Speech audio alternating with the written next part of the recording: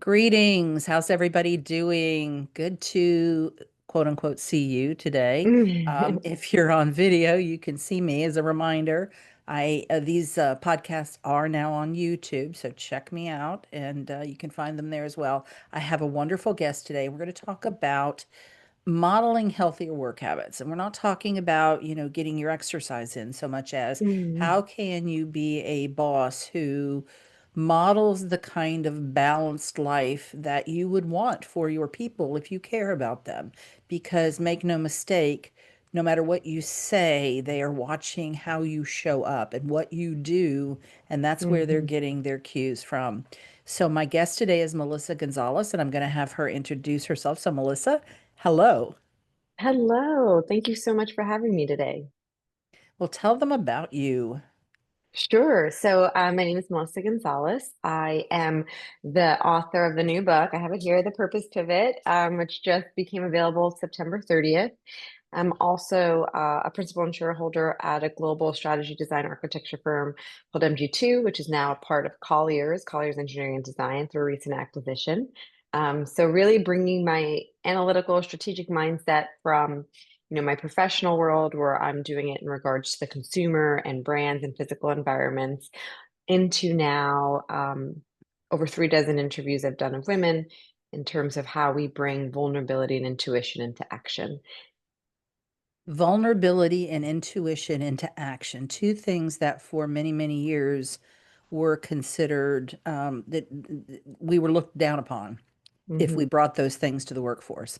Are we seeing Correct. it? Please tell me we're seeing a shift. We are, and I think it's not just women, men as well, which Yes. is great.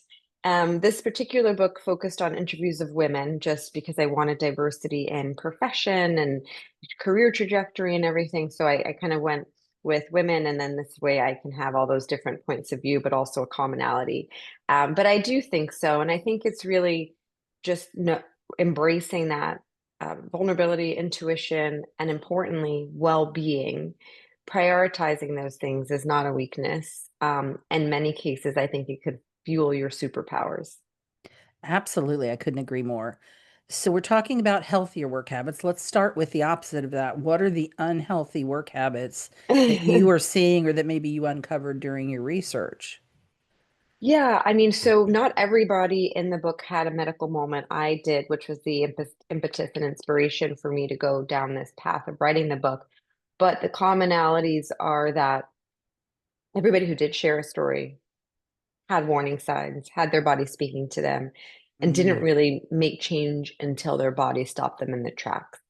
And I think thinking that we could just push and push and push, and we wear that as a badge of honor, that's the bad habit. mm-hmm, mm-hmm. Versus putting more on a pedestal the ability to say, this is not positive energy for me. This is not how I should prioritize my time. This is not, these are not things of impact, and differentiating busyness from impact, Mm-hmm. and so it's really kind of going down those journeys of exploration are the opportunities to break some of those bad habits where we put pushing through as this badge of honor at all costs. I had a boss back when I worked in Columbus. This was back in the 90s, and at the time, he was the VP of Student Affairs. But earlier in his career, he had a heart attack. He was a smoker. He Mm. was overweight, Oh. did not take care of himself, I think, really on any, I believe he was also an alcoholic. Mm. And he was on the golf course one day. He was actually the golf team's coach. And he was out on the golf course one day and had a heart attack. Oh. And what he said made so much sense to me. He said it was a relatively minor as heart attacks go. And he felt like the world was tapping him on the shoulder with that heart Hmm. attack.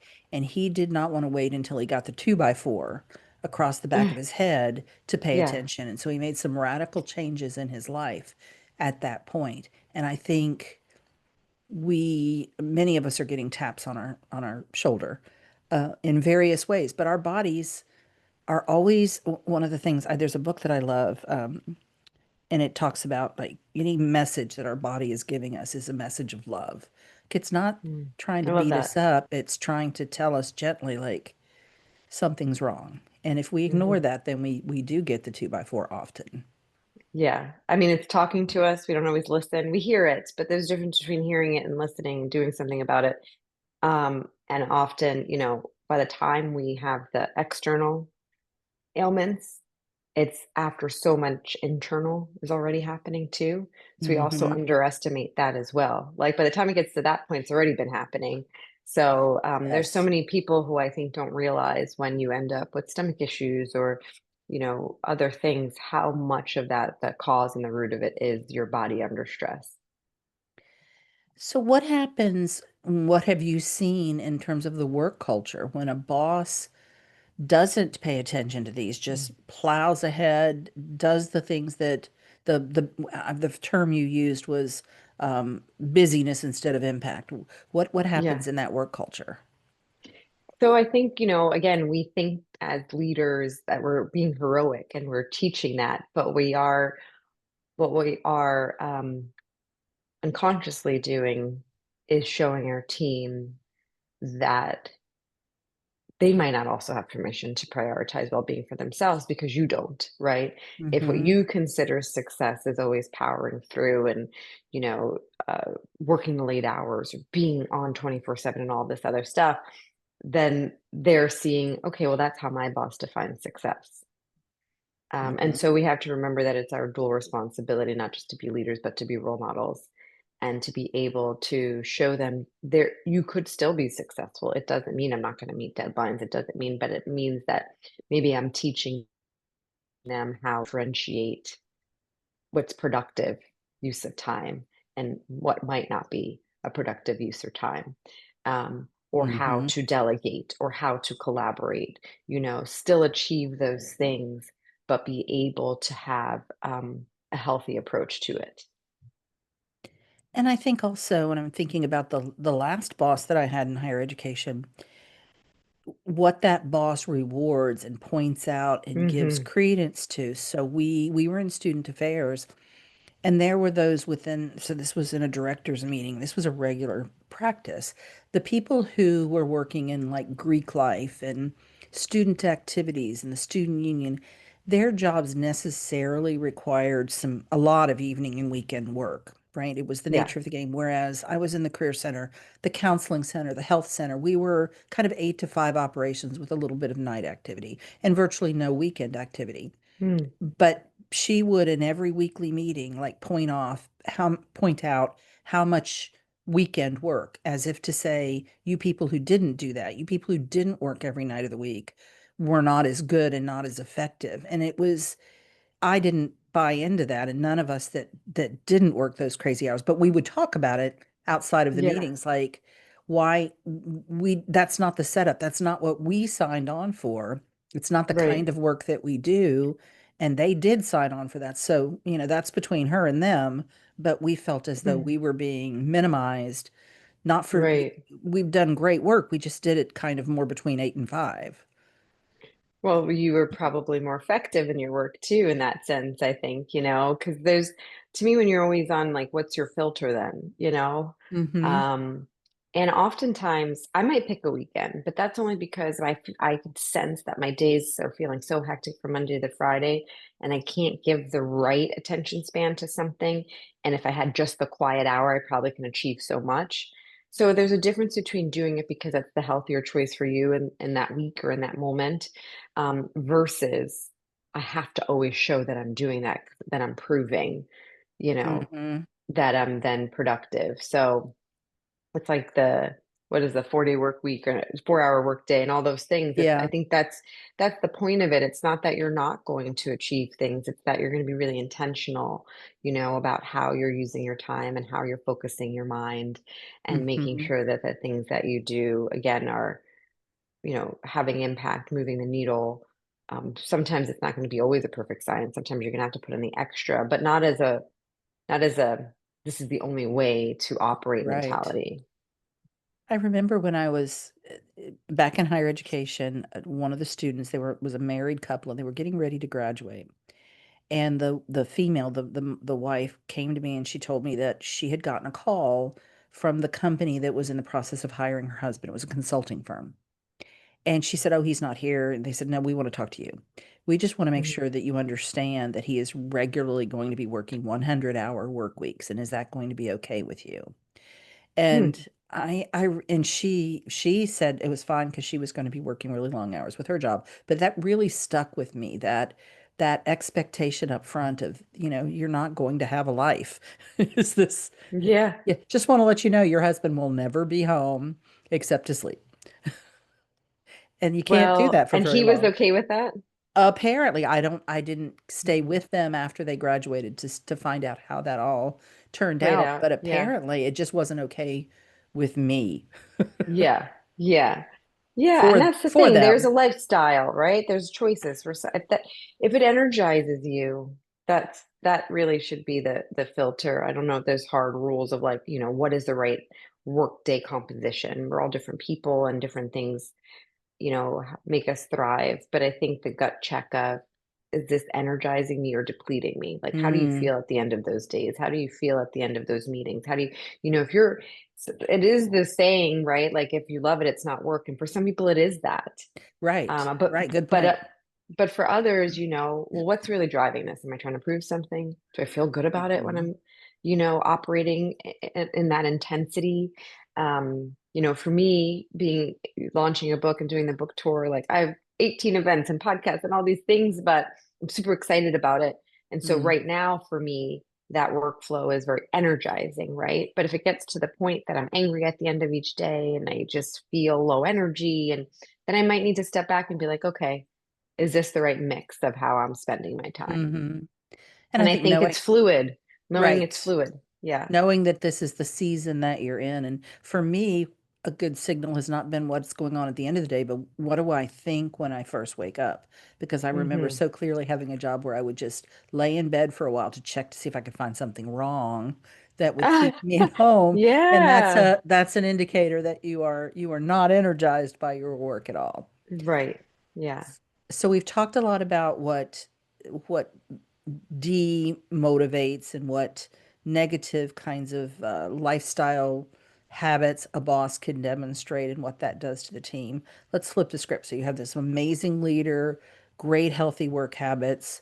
What's that look like? Why is that important? How does the team respond? Talk about that. Well, I think, in an ideal world, you have a leader that you inspires you, Hmm. and I think inspiration comes from a lot of places. It could be their intelligence, it could be their kindness, it could be, what they teach you. And one of those things isn't just the hard skills that work, it's the soft skills. And it's, this kind of stuff falls in that bucket. And I think, you know, the right and more inspirational people that I've spoken to, they understand that when we bring our whole selves to the work, we're bringing our best selves. And if we Mm, can't bring that, then we're not going to do the best work. Like if you need a timeout because you're not feeling well, you have a sick kid at home, it's whatever, a parent, whatever it is, right? Mentally, you're bringing that with you.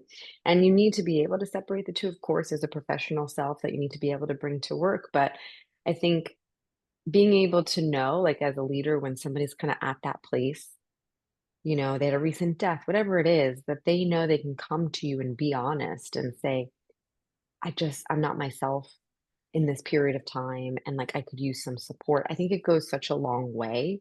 You're going to get so much more out of that person being on your team because they know that you're invested in them as a person, not just as the employee sitting in that seat. hmm hmm And those things I think make a really big difference. I think they increase engagement, loyalty, longevity. Um, and I think we can't underestimate the impact of those things.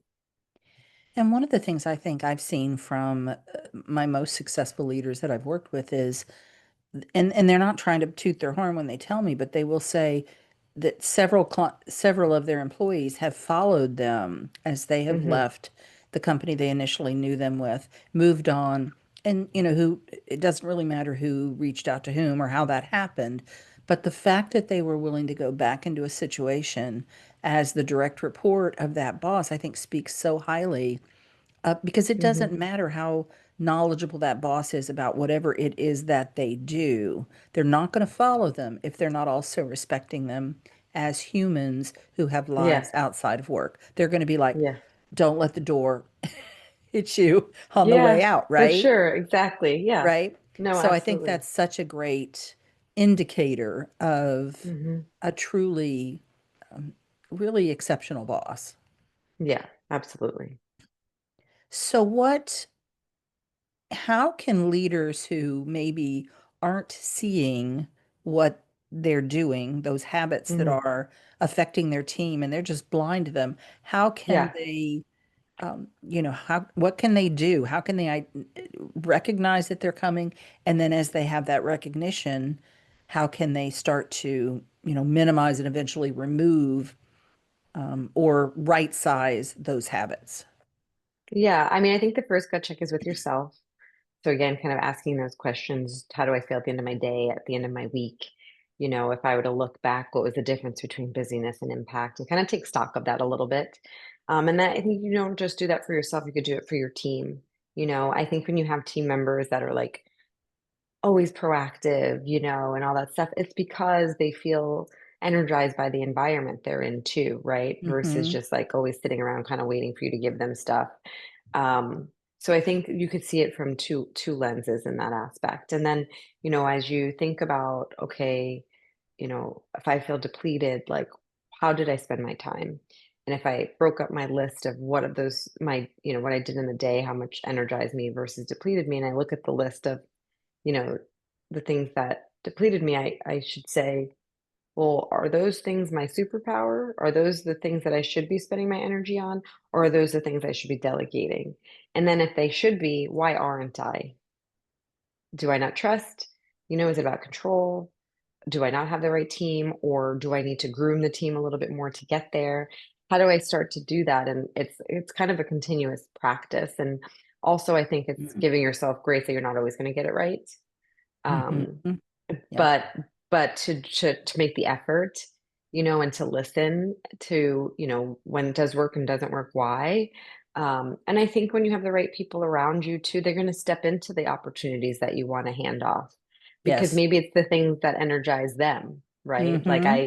I joke all the time, that's kind of the yin and yang in my husband. Like he loves a spreadsheet, and I have a finance degree, and I could live in a spreadsheet, but I'm not excited by that. I want to, like, I summarize it. I want to know, like, okay, are we making money, not making money, why and why not? Like, but he loves getting in the nitty gritty of it, and that really excites him. And so that's great. And there's other things I love to do that he's like, if you force me, I'll do it, but he doesn't love it. And I think it's Hmm. it's just embracing that, and then when you do that, I think you help other people figure it out for themselves as well. Yeah, I think that we make that mistake so often as leaders is thinking that what doesn't energize us, what doesn't play to our zone of genius is not exciting to anybody else. And if we hire correctly, Hmm. we are hiring people who complement us. We're not hiring, as I call them, mini me's.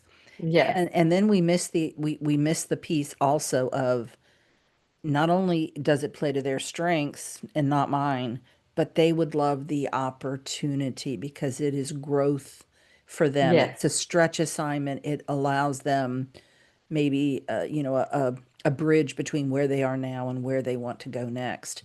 Hmm. And that's so it's this combination of time management, right? So that we're Right. managing the activities that we're doing, playing to our impact um, pieces and components, and then also, developing our team so that they Hmm. can, take our place someday as we move Yeah. up, right? Like, Right, exactly. And it's a hard thing. Like, as I move up, I'm moving out of things, and you'll have a little bit of that FOMO, like, oh, I'm not in that meeting anymore, or what. hmm And I have to have inner dialogues with myself and be like, because that's not where you are right now. And it's okay, hmm and you're not going to be everybody's bestie all the time. That's not your role here, and so it's not easy as you're going through that. But I think if when those things happen, I have to remind myself, well, if I don't let go, I won't grow into these other things that I'm really hmm excited to have the opportunity to experience. So that is the thing. Yes. And I talk about that in the book too, that parallel path of growth and shedding. And there are things you have to let go of in order to get to the Yes. next experience. Yeah, when you're moving from an individual contributor to the first time manager or manager to manager of managers, or then you're Hmm. taking on like a division or a unit, whatever, you have to, your plate, so to speak, is only so large. And if you don't let go of some of those pieces, I've actually coached a number of people who are at those various levels. I've got Mm, a couple right now, and it's fascinating to see them to see the struggle of like, I yeah, really liked doing the thing that got me where right. I am, but now I'm leading the people that are doing the thing, and I have to find my joy and my zone within that. Yes. Because if I keep doing the thing, A, I'm not going to be doing the new thing, but also I'm not giving my people that chance to grow and expand their skill set and their abilities. Yeah, and I think it's hard. And, some people have better mentors than others, right? Like there's always somebody who's either senior to you or has a different experience. I mean, look, Jamie Dimon, CEO of JP Morgan, he has mentors, right? Like no matter how senior you are, because it's not easy for anybody, I think, organically to do those things without, having somebody to talk that through with.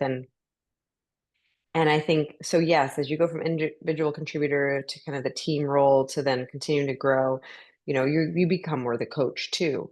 And that's your Mhm. opportunity. Like bring your expertise of that work as a mentor coach, but let them be in the doing. You're not in the doing. And then Mhm. also that's why mentorship's so important because it is the truth, that book, like Who Moved My Cheese, right? Like because Mhm. when it's hard to let go when you don't know where you're going, right? Because Mm. you're like, Yep. right, you're always like, well, where's my place then? And I think as leaders, that's also an important thing that we can pay it forward to somebody else. Because throughout my career, I didn't always have that clarity. And when you don't have that clarity, it's kind of hard to let go because you don't know what you're excited about then because you don't know what you're going into. Like, well, am I going to go into a new role? Am I going to go into a new title? Like, so that's our opportunity too. And like, knowing I've gone through that now as I have people junior to me, I make the time to sit with them and say, well, this is how you're shifting. And this is why you need to Mhm. let these things go because now you're going to get to do this. Because I remember not so long ago when I was wondering, okay, well, if I'm not doing that, then what am I doing? Yeah, So exactly. you have to have these dynamic points of view as you grow and then also as you help others. That's one of my favorite places to coach clients is when they are new in a new level role and they Mm. are facing all of those challenges that they've never faced before, and it's coming at them fast and furious, and they're trying to, Yeah. there's the time management piece, there's the delegation piece. It's a puzzle that I love to help them put together. Yeah. I could go off on a tangent. I shall not. So I also think that, when I ask the question about how do leaders identify these habits that they may be blind to and help themselves, kind of Hmm. minimize that, that's where that mentor can be so helpful. Mentors, Hmm. maybe if you have 360s at your company, but any kind of Hmm. feedback that you're getting, and it's not just that one anomalous feedback, but you'll start to hear or Yeah. see evidence. Okay, there's something here. I need someone who will be a truth teller and Yeah. hit me right between the eyes and with love, hopefully, and Yes. uh, and help me to identify what actually I am doing that I might want to work on. Yeah. Yeah, absolutely. All right, our listeners love practical tips from these Sure. podcasts. So, what are three or four final strategies that you would like to leave them with? Yeah, so I definitely love the energy check-in. I think it's really important. And you could take stock once a week, Mhm. how do I feel at the end of this week? And what are the two or three things that made me really energized? And what was if it's easier to say the one that just made me feel depleted. So then you can think about how may you approach that the next time. Mhm. So I think that's one way to do it. Um, and then the other thing is, we had this workshop last night that was really special called, finding your awe intervention moments. And we get on this hamster wheel of go, go, go, go, go all the time. And I think when you're in that, execution mode kicks in versus strategic thinking, right? Yes. find just pockets of time. And, I had a contributor on from the book with me last night, and, she was sharing with the audience, it just takes 40 seconds to recalibrate that, frontal lobe, right? Like, so think about, can you find 2 different minutes in your day where you can just put it down, stare at the window, look at a bird, whatever it is that connects you to something that allows you to be completely present. um, just try it. And we did this exercise last night, and already my sister-in-law texted me a video because she was there last night from her little walk this morning. She's like, I found my awe moment this morning. And pay it forward. Like, when you do it, also share it with somebody else. And take stock of all these little things you could put in your toolkit. Because my awe intervention moment is a sunrise, and I can't always go to the beach and see one, but I can when I'm feeling that intensity, like your body's clenching, and I just feel like a little out of focus. I can easily stand up for 1 minute and look out the window, right? And allow myself to separate from that. And I think just finding those little things, and recognizing what it does to you, I think you'll open up space that might be surprising to you. I love that one. So it could be playing with your puppy. It could Yes, be always the uh puppy. I mean, my boy makes me so happy. um I tend to like to play with other people's dogs because my two just don't care about me all that. Oh, I have hound dogs, oh, and so they're pretty indifferent, but I can go to somebody else's house and their dog is super happy to see me. But I yeah. like that idea of just stopping for a moment, and it's reminding me, Melissa, I'm binging Blue Bloods right now. So, it's the cop Oh, show, yes. which is I know really that show. great. And I had the And I had family dinner every night. Yes, yes. And I had seen pieces of it here and there, but this is all the way through, right? And one of the things that I've noticed about Frank Reagan, the Hmm. patriarch, I guess, Yes. um, is that you never see him like super busy, overwhelmed in his office. He you see him a lot of times just like a lot of times he's standing and looking out the window, or he's sitting at Hmm. his desk, and you can tell he's deep in thought.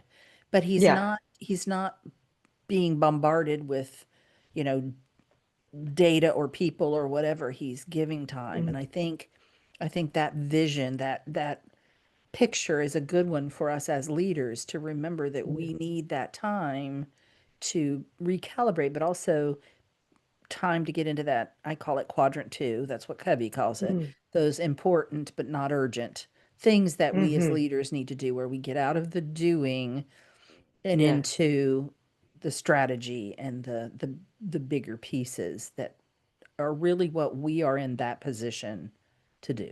Mhm. Absolutely. It cannot always be the tyranny of the urgent. This is what we say. The tyranny of the urgent. I shall steal that. I'm just telling you right up front. Okay. I mean, I didn't coin it. Because I watch it happen, and you just think like everything that hits your plate has the same level of urgency, and it just doesn't. No, no.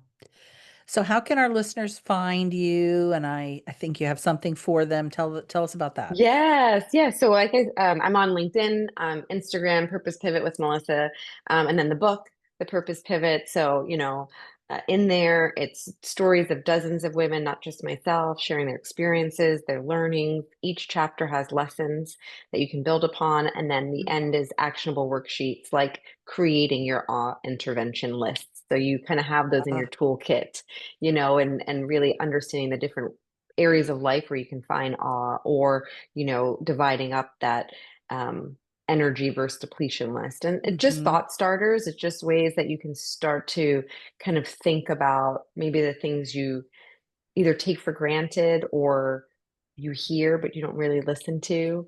And mm-hmm. then, maybe you'll find something new that you can bring into, your practice every day, or once a month.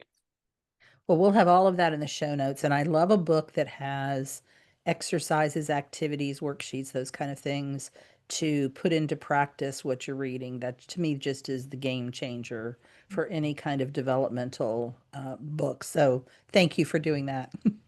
Yes. Well, it has been an absolute pleasure, Melissa. Um, I will, as I said, everybody check out the show notes, and you'll see how to reach out to Melissa and grab a copy of her book. And I will see you guys in 2 weeks. As a reminder, next week I'll be in my on my other podcast that's all job search focused, the Mhm. Exclusive Career Coach. And I'll see you here in 2 weeks. Take care.